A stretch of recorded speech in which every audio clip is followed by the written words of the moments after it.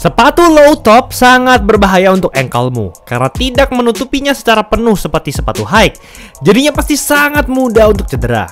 Namun semua kata-kata dan stereotip ini dibungkam oleh salah satu legenda favorit kita, mendiang Kobe Bryant. Tak hanya dalam mentalitas dan cara bermain, tetapi Kobe juga memiliki pengaruh yang besar terhadap tren sepatu basket saat ini. Sampai hampir semua orang memakainya termasuk kalian. Proses yang dilaluinya pun tidak mudah, dan kalian gak akan menyangka apa yang Kobe lakukan di balik semuanya.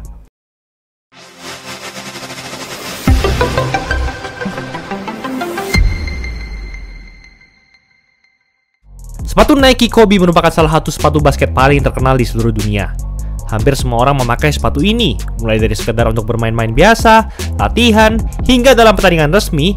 Bahkan dalam kehidupan sehari-hari pun juga banyak yang suka memakai sepatu Kobe. Satu hal yang menjadi karakteristik dari sepatu Kobe adalah mereka menggunakan mode low top, di mana sepatu-sepatunya tidak memiliki bagian atas atau kerah yang menutupi mata kaki. Pada awalnya, sepatu model ini sempat diragukan banyak orang. Mereka beranggapan bahwa sepatu high top lebih cocok untuk olahraga basket, karena sepatu low top dinilai sangat berbahaya hingga dapat memicu cedera ankle yang serius. Namun meski dengan segala macam argumen-argumen yang negatif, sepatu Kobe malah menjadi semakin ngetren di kalangan pemain basket seiring berjalannya waktu.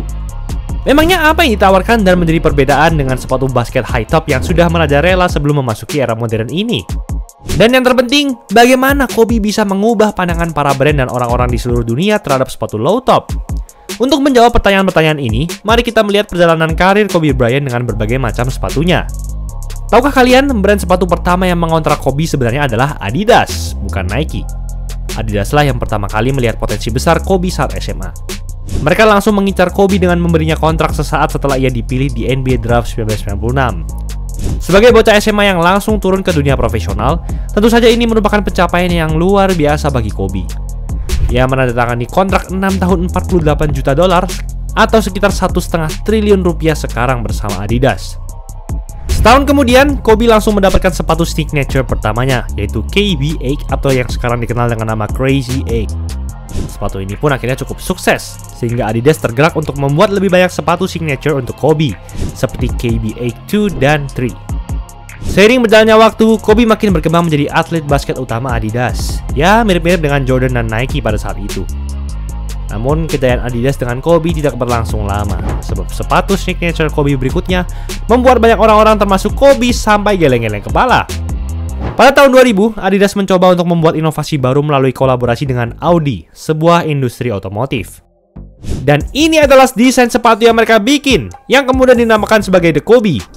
Dengan segala hormat, model sepatu macam apa ini? Sepatu ini sangat-sangat tidak terlihat seperti sepatu basket.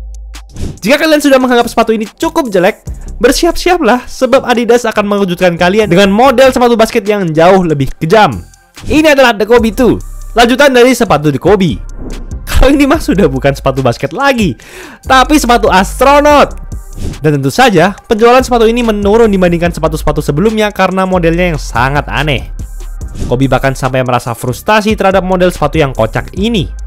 Parahnya lagi, ia sampai tidak diizinkan untuk banyak berpendapat terhadap desain itu, desain dari sepatunya sendiri. Ia akhirnya sudah lelah dengan Adidas. Saking kesalnya, Kobe sampai rela membayar $8 juta atau sekitar 225 miliar rupiah agar dia bisa putus kontrak dengan Adidas. Dan dengan begitu saja, Adidas langsung kehilangan atlet utamanya. Pada 2003, Kobe akhirnya menyetujui kontrak dengan Nike, dan ini merupakan suatu keputusan terbaik bagi kedua pihak.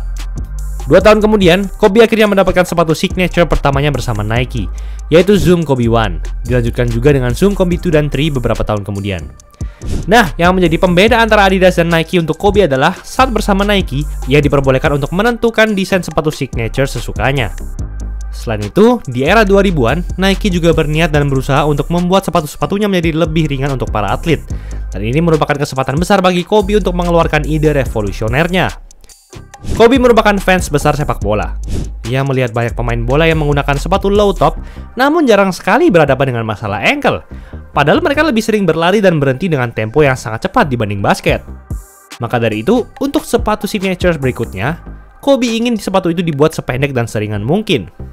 Nike akhirnya berhasil menciptakan Zoom Kobe 4, dan sepatu ini merupakan awal dari ketenaran sepatu low top.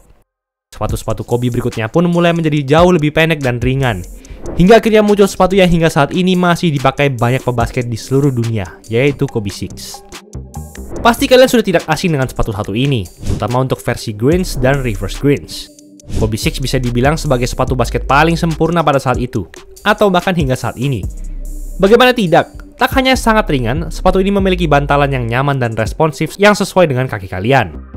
Maka dari itu, siapapun yang menggunakan sepatu-sepatu low top Kobe, khususnya Kobe 6, dapat bergerak dengan cepat dan leluasa di lapangan. Dan ini sangat sesuai dengan cara bermain Kobe dan apa yang ia inginkan. Selain itu, sepatu Kobe 6 juga memiliki sol luar yang sangat lebar dan stabil, sehingga sepatu ini memiliki daya tahan yang tak kalah kuat dengan sepatu high top pada umumnya.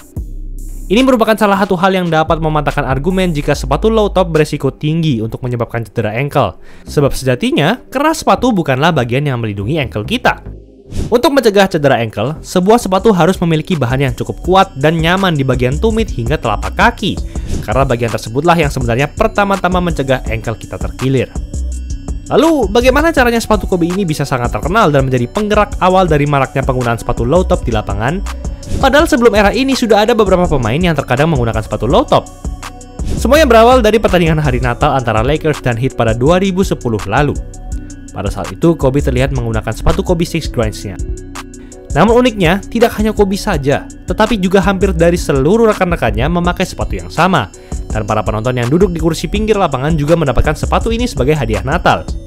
Karena warnanya yang cukup nyentrik dan menarik perhatian ini, akhirnya sepatu Kobe 6 menjadi semakin terkenal.